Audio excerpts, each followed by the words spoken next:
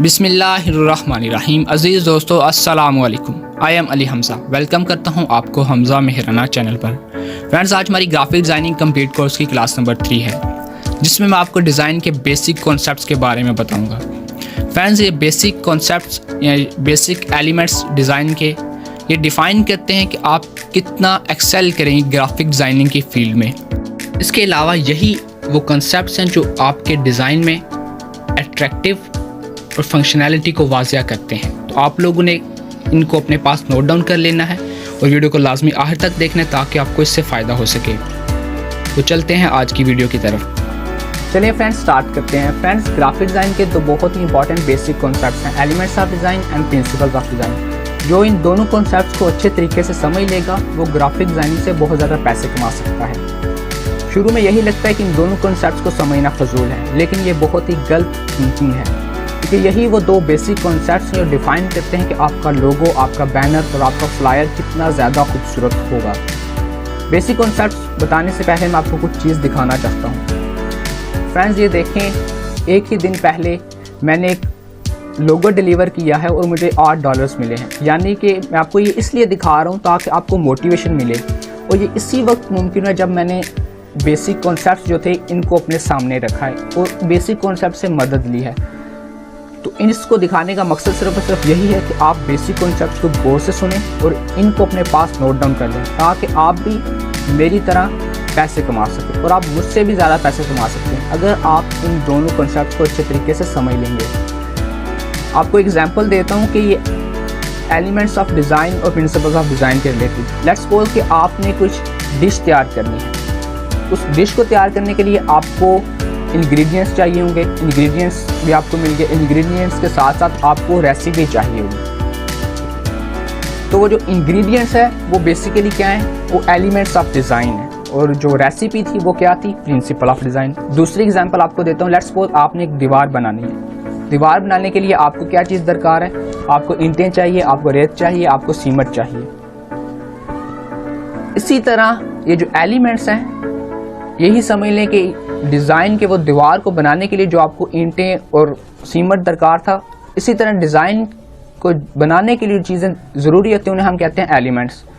और दीवार को बनाने के लिए जो असूल चाहिए कि हमने इसको किस तरह बनाना है, जो तरीका होता है बेसिकली दीवार को बनाने का, उसे हम कहते हैं प्रिंसिपल ऑफ डिज़ाइन।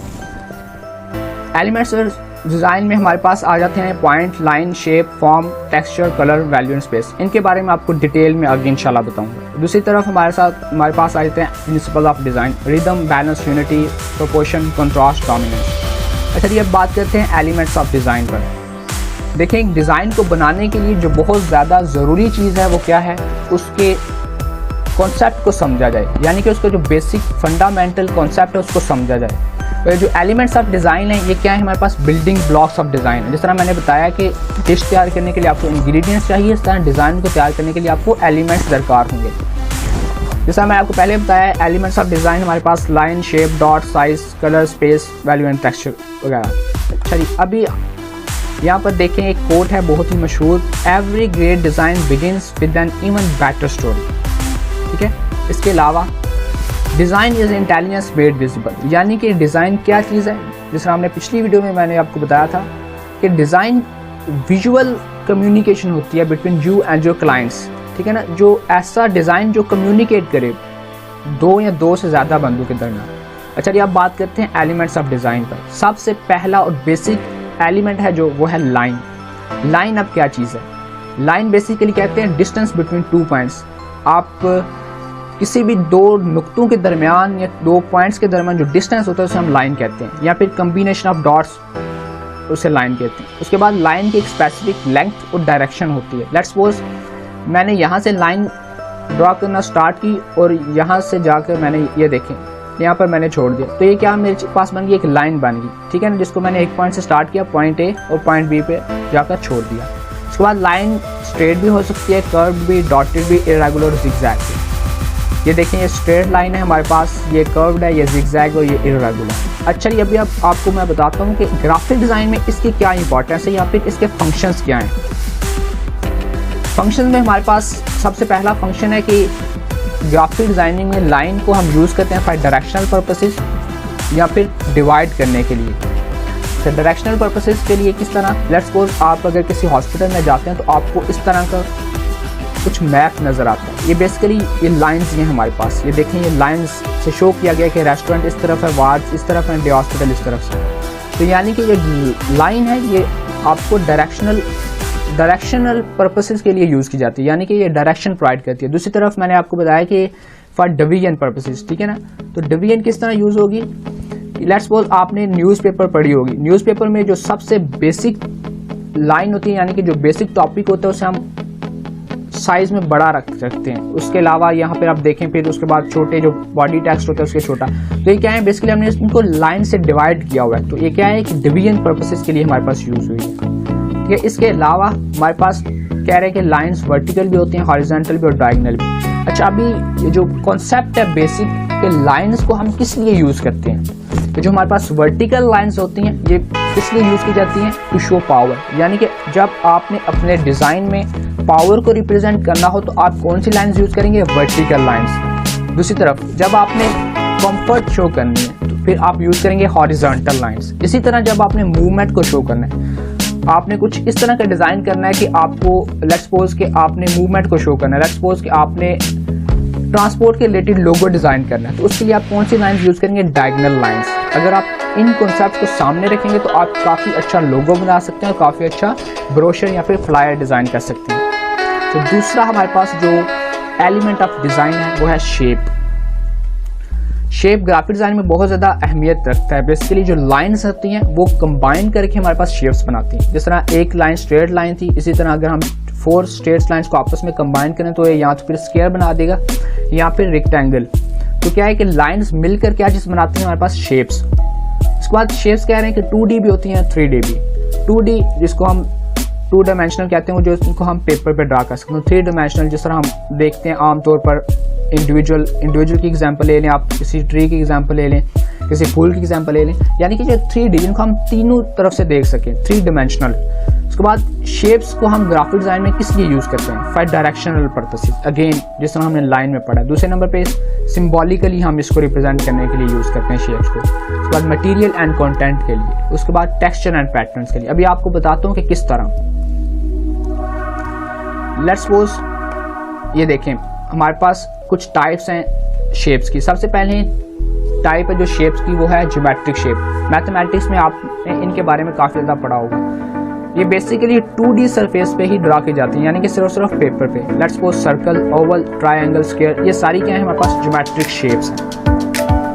अच्छा, आगे मैं बताता हूँ आपको कि इन ज्योमेट्रिक शेप्स का हमारे पास क्या फंक्शन है, हम इनको ग्राफिक डिज़ाइन में किस लिए यूज़ किया करते हैं। उसके बाद दूसरी जो टाइप है हमारे पास शेप की वो क्या है, ऑर्गेनिक शेप्स। ऑर्गेनिक शेप्स कौन सी होती हैं हमारे पास, ये बेसिकली जो लीव्स आप कह लें, फ्लावर्स कह लें, या फिर ये जो नेचर में हमें देखते हैं वो सारी क्या है, ऑर्गेनिक शेप्स, ठीक है ना। यहाँ पर आपको नज़र आ रही होंगी ज्योमेट्रिक शेप्स, ये देखें, ऑर्गेनिक शेप्स ये देखें। उसके बाद abstract shapes. Abstract shapes basically क्या होती हैं, ये कॉम्बिनेशन होता है ऑर्गेनिक शेप्स और ज्योमेट्रिक शेप्स का, जिनको हम सिंबॉलिक मीनिंग के लिए इस्तेमाल करते हैं। एब्स्ट्रैक्ट शेप की जो एग्जांपल हम आमतौर पर देखते हैं जब हम पब्लिक टॉयलेट्स को देखते हैं, उनके साइंस देखते हैं, तो वहाँ पर कुछ लिखा होता है कि ये लेडी टॉयलेट और ये मेल टॉयलेट। तो बेसिकली क्या होता है हमारे पास, ये देखें, बेसिकली शेप्स को यूज़ करके हमने क्या चीज़ बना ली है, एक साइन बना ली जो सिंबॉलिक यानी कि सिंबॉलिकली यूज़ की गई, जो एक मीनिंग कन्वे कर रही है। इसी तरह ये आइकन्स, ये सिम्बल्स, ये जो डेंजर के सिम्बल्स होते हैं, इस तरह। इसके बाद आए थे हमारे पास टाइप्स ऑफ शेप्स की, जिस तरह मैं आपको बता रहा था कि हम किस लिए यूज़ करते हैं। तो आपको बता दूं, ये जो सर्कुलर शेप्स हैं ये बेसिकली किस लिए यूज़ की जाती हैं, टू शो मूवमेंट और मोशन। ये देखें यहाँ पर व्हील, फुटबॉल और क्रिकेट बॉल, इनको हमने इस तरह डिज़ाइन किया कि क्या चीज़ शो कर रही है, मूवमेंट को शो करें। तो जब भी आपने अपने डिज़ाइन में मूवमेंट को शो कराना हो या फिर मोशन को शो कराना हो तो आप क्या चीज़ यूज़ करेंगे, सर्कुलर शेप्स। इसी तरह ही ट्रायंगुलर शेप्स, ये किस लिए यूज़ की जाती हैं, टू शो डायरेक्शन। जब भी आपने अपने डिज़ाइन में डायरेक्शन को शो कराना हो, जब भी कुछ आप इस तरह का डिज़ाइन करें जिसमें डायरेक्शन को शो कराना, या फिर पर्पस क्या हो उसका, आपने डायरेक्शन को शो कराना, तो उसके लिए आप कौन सी शेप्स यूज़ करेंगे, ट्रायंगुलर शेप्स। इसके साथ साथ अगर आपने लेंथ को शो करना है, रेक्टेंगुलर शेप्स फिर आप यूज़ करेंगे। लेट्स सपोज रोड, आपने देखा होगा कि सड़क बेसिकली अगर हम उसको ड्रोन व्यू से देखें तो क्या होती है, एक रेक्टेंगुलर शेप होती है। इसी तरह अगर आप अपने डिज़ाइन में स्ट्रेंथ को शो कराना है। यानी कि आप इस तरह का लोगो डिज़ाइन कर रहे हैं, लेट्स सपोज कि आपने कार्गो एक्सप्रेस यानी कि आप डिज़ाइन कर रहे हैं कि आपने ट्रांसपोर्ट जिसमें हम भारी चीज़ें लेके जाते हैं, जिस तरह वो हैवी ट्रांसपोर्ट ट्रक्स जिसे कहते हैं, जिनमें काफ़ी ज़्यादा लोडिंग की जाती है। अगर आपने उस तरह को डिज़ाइन तैयार करना है तो फिर आप किस चीज़ का इस्तेमाल करेंगे? स्क्वायर का। तो स्क्वायर क्या चीज़ शो करता है हमारे पास? वेट और स्ट्रेंथ। इसके बाद थर्ड एलिमेंट ऑफ डिज़ाइन है हमारे पास डॉट। डॉट ग्राफिक डिज़ाइन में स्मॉलेस्ट एलिमेंट है। किसी भी डिज़ाइन का जो स्टार्टिंग पॉइंट है वो क्या है हमारे पास? डॉट। आप लाइन स्टार्ट करें तो उसका जो स्टार्टिंग पॉइंट है वो क्या होगा? डॉट। आप कोई शेप स्टार्ट करें तो उसका स्टार्टिंग पॉइंट क्या है? डॉट। यानी कि कोई भी एलिमेंट या कोई भी शेप या कोई भी लाइन आप जब ड्रा करते हैं तो उसका जो पहला पॉइंट होता है उसे हम क्या कहते हैं? डॉट। तो अब पिक्चर जो एग्जाम्पल देखेंगे, जो पिक्चर होती है वो उसी वक्त ही विजिबल होती है due to combination of dots. Picture में आपने देखा होगा बहुत छोटे छोटे पिक्सल्स होते हैं, वो पिक्सल जब आपस में मिलते हैं तो हम पिक्चर हमें विजिबल होती है। इस तरह डॉट के बारे में दो बहुत ही इंपॉर्टेंट कॉन्सेप्ट्स हैं, वो क्या है कि सिमेट्रिकल कंपोजिशन और एसिमेट्रिकल कंपोजिशन। आपने इसे गौर से सुनना है। अगर तो डॉट्स एक स्पेसिफिक सीक्वेंस में अरेंज हो तो उन्हें हम कहते हैं सिमेट्रिकल कंपोजिशन। यहाँ पर आप देख सकते हैं कि कितनी खूबसूरत तरीके से डॉट्स को अरेंज किया गया है और सिमेट्री पाई जा रही है। देखें कलर्स की सिमेट्री है यहाँ पर, डॉट्स की सिमेट्री, तो कितने खूबसूरत डिज़ाइंस बने हैं सिर्फ और सिर्फ किसकी मदद से? डॉट्स की मदद से। दूसरा कॉन्सेप्ट क्या है कि अगर डॉट्स को हम रैंडमली अरेंज करें या रैंडमली कंबाइन करें तो उससे जो हमारे पास कंपोजिशन बनती है उसे हम कहते हैं एसिमेट्रिकल कंपोजिशन।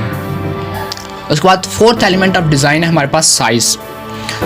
दो ऑब्जेक्ट्स और शेप्स के दरमियान जो वेरिएशन होती है उसे हम कहते हैं साइज़। ठीक है ना। यहाँ पर आप देखें कि शेप एक ही है हमारे पास सर्कल, लेकिन क्या कि जैसे ही हमने उसका साइज़ इंक्रीज़ किया तो ये हमें एक काफ़ी खूबसूरत तरीके से नज़र आ रहा है। ठीक है ना। तो साइज़ की एक रिलेशनशिप है बिटवीन टू ऑब्जेक्ट्स।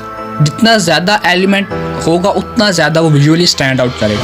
उसके बाद साइज़ का जो फंक्शन है कि क्या किस लिए यूज़ किया जाता है? साइज़ बेसिकली अट्रैक्शन प्रोड्यूस करता है। लेट्स सपोज आप कहीं पे सफ़र कर रहे हैं तो आपको एक बहुत ऊंची बिल्डिंग नज़र आती है, तो उस बिल्डिंग ने आपको क्या किया? अट्रैक्ट किया। ठीक है ना। तो साइज़ क्या चीज़ करता है? अट्रैक्शन। दूसरी एग्जाम्पल, लेट्स सपोज आप गली से जा रहे हैं, आपको एक पपी मिलता है या फिर आपको गुलाब का फूल नज़र आता है, तो आपको क्या करता है? अट्रैक्ट करता है। तो इस तरह साइज़ ने आपको अट्रैक्ट किया अपनी तरफ। इसी तरह डिज़ाइन में जो साइज़ होता है ये काफ़ी अट्रैक्ट करता है आपको। दूसरे नंबर पे ऑर्गेनाइज। लेट्स सपोज एक फोटोग्राफर ने आपकी पूरी क्लास की तस्वीर खींच ली, तो वो क्या करेगा? जो छोटे कद के बंदे होंगे उन्हें सामने खड़ा करेगा और जो लंबे कद के उन्हें पीछे खड़ा कर। तो क्या किया इसने? साइज़ वाइज ऑर्गेनाइज कर दिया एलिमेंट्स को। उसके बाद फंक्शन को जस्टिफाई करता है। फंक्शन को किस तरह जस्टिफाई करता है कि लेट्स सपोज एग्जाम्पल ले लें आप मैगजीन के न्यूज़पेपर की। जिस तरह मैंने आपको पहले बताया था कि जो मेन टॉपिक होता है या मेन लाइन होती है उसे हम बोल्ड करके लिखते हैं, उसको साइज में बड़ा रखते हैं। उसके साथ साथ जो बॉडी टेक्स्ट होता है जिसमें हम डिटेल प्रोवाइड करते हैं वो स्मॉल रखते हैं। यहाँ पर इसी की एग्जांपल ले लें आप। ये जो मेन टॉपिक था, मेरा जो मेन लाइन थी, उसको मैंने क्या किया है? बोल्ड करके लिखा है। एलिमेंट्स ऑफ डिज़ाइन साइज, यानी कि बोल्ड करके लिखा है। जो इसकी डिटेल है उसको मैंने स्मॉल साइज में रखा है। तो ये क्या है? साइज फंक्शन को जस्टिफाई करता है। तो फ्रेंड्स, ये 4 एलिमेंट्स ऑफ डिज़ाइन थे जो मैंने आपको आज की इस वीडियो में बताने थे। इंशाल्लाह जो बाकी एलिमेंट्स ऑफ डिज़ाइन है वो आपको मैं नेक्स्ट वीडियो में बताऊंगा। Thank you so much for watching this video.